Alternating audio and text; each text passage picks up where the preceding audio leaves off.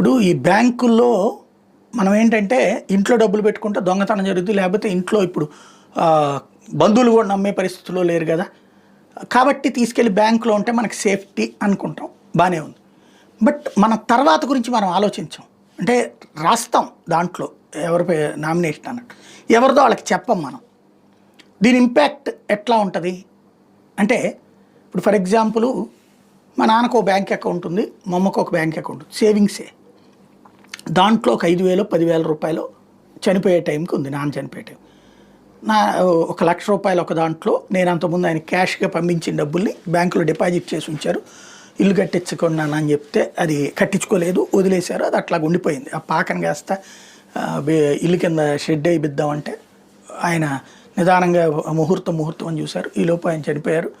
ఆ డబ్బులు మాత్రం అట్లా డిపాజిట్ చేసి దాంట్లో నామినీగా నా పేరు పెట్టారు.